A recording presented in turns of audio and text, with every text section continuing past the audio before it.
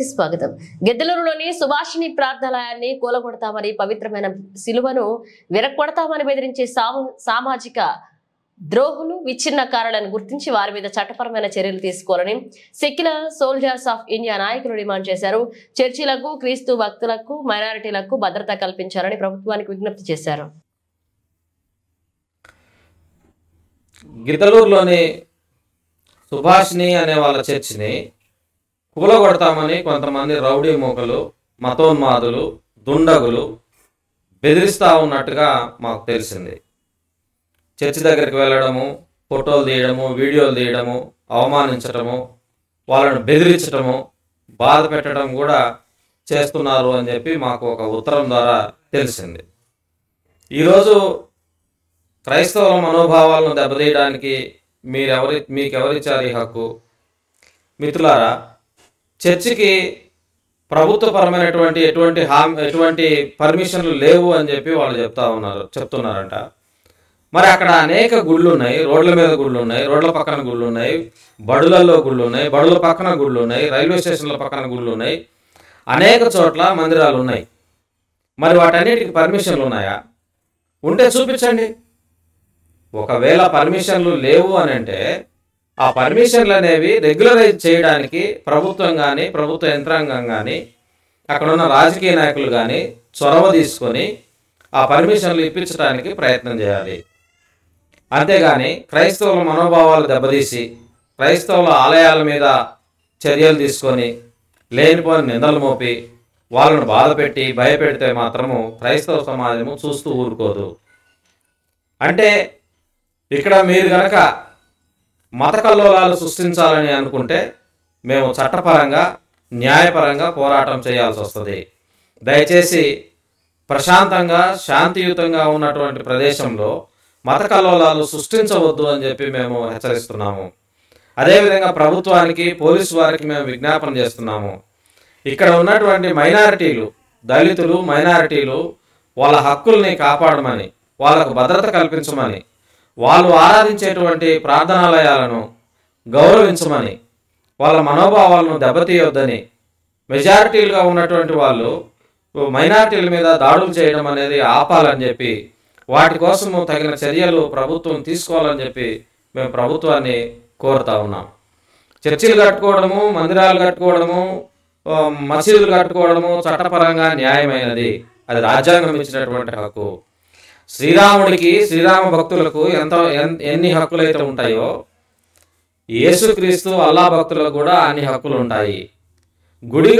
Church కట్టుకోవడానికి ఎన్ని రకాల పర్మిషన్లు అయితే అవసరమవుతాయో, గుడి కట్టుకోవడానికి కూడా అన్ని రకాల పర్మిషన్లు అవసరము.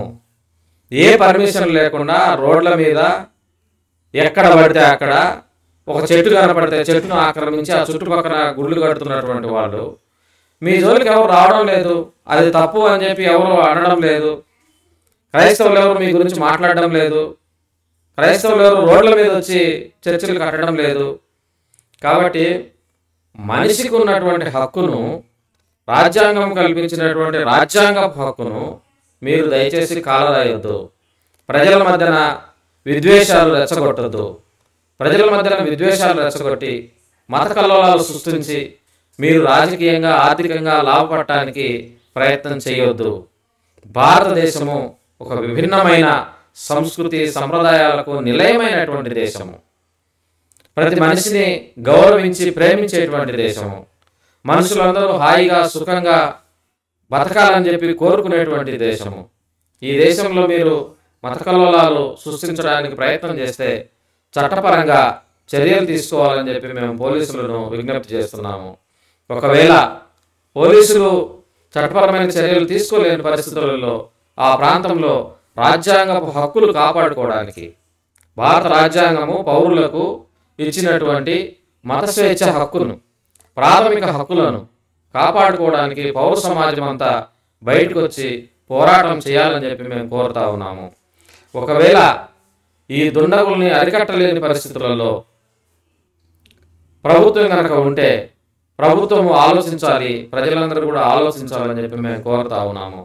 ఎందుకంటే మిత్రులారా, భారత రాజ్యాంగంలోని ఆర్టికల్ 25 అనేది మనిషికి మత స్వేచ్ఛనిచ్చింది. 1948వ సంవత్సరంలో UNO universal declaration of human rights అనేటువంటి డిక్లరేషన్లో భారతదేశం కూడా అక్కడ వెళ్ళి సంతకం చేసింది. మనిషికి మత స్వేచ్ఛనిస్తాము అని, మతాన్ని మారే హక్కును కూడా కల్పిస్తాము అని చెప్పి ఉన్నటువంటి డిక్లరేషన్లో భారతీయులు కూడా అక్కడ ఆ ఒప్పందంలో సంతకం చేయడం జరిగింది. ఆ సంతకం ప్రకారమే భారత రాజ్యాంగంలో కూడా ఆర్టికల్ 25లో తమకు ఇష్టమైన మతాన్ని నమ్మడానికి, స్వీకరించడానికి, అనుభవించడానికి, అనుసరించడానికి, ప్రచారం చేసుకోవడానికి హక్కునిచ్చింది. ప్రొఫెస్, ప్రాక్టీస్, ప్రాపగేట్ ఈ 3 విషయాలను భారత రాజ్యాంగం ఆర్టికల్ 25 చెప్పింది.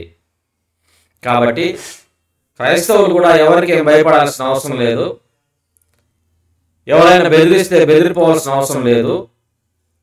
చర్చికి పోయే దళితులు కూడా ఎవరు భయపడాల్సిన అవసరం లేదు. మీకు రిజర్వేషన్లు తొలగిస్తామనో, మీ హక్కులు తొలగిస్తామనో, రద్దు చేస్తామనో, మీ చర్చిలు కూలగొడతామనో అంటే ఎవరు భయపడాల్సిన అవసరం లేదు. చర్చిని కాపాడుకునే హక్కు మీకుంది. రాజ్యాంగపరంగా ప్రార్థన చేసుకునేటువంటి హక్కు మీకుంది.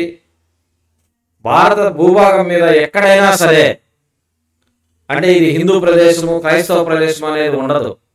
భారతదేశం అనేది ఒక భూభాగం, ఒక రాజ్యం, ఒక దేశం. ఈ దేశంలో, ఈ భూభాగంలో ఎక్కడైనా సరే మీరు జీవించే హక్కు ఉంది, మీరు ప్రార్థించే హక్కు ఉంది. ప్రాథమిక అంటే దేశంలో ఎమర్జెన్సీ వచ్చినప్పుడు కూడా, దేశంలో ఎమర్జెన్సీ వచ్చినప్పుడు ప్రాథమిక హక్కులన్నీ రద్దు చేయబడతాయి. కానీ అటువంటి సందర్భంలో కూడా ప్రార్థనా హక్కు అనేది రద్దు చేయడానికి వీల్లేదు. ఎమర్జెన్సీలో కూడా మీకు ప్రార్థన చేసుకుని, పూజలు చేసుకునే హక్కు మీకు అందరికీ ఉంది. గిద్దలూరులోని సుభాషిణి అనే వాళ్ళ చర్చిని కూలగొడతామని కొంతమంది రౌడీ మూకలు, మతోన్మాదులు, దుండగులు బెదిరిస్తూ ఉన్నట్టుగా మాకు తెలిసింది. చర్చి దగ్గరికి వెళ్ళడము, ఫోటోలు తీయడము, వీడియోలు తీయడము, అవమానించటము, వాళ్ళను బెదిరించటము, బాధ పెట్టడం కూడా చేస్తున్నారు అని చెప్పి మాకు ఒక ఉత్తరం ద్వారా తెలిసింది. ఈరోజు క్రైస్తవుల మనోభావాలను దెబ్బతీయడానికి మీకెవరిచ్చారు ఈ హక్కు? మిత్రులారా, చర్చికి ప్రభుత్వపరమైనటువంటి ఎటువంటి పర్మిషన్లు లేవు అని చెప్పి వాళ్ళు చెప్తున్నారంట.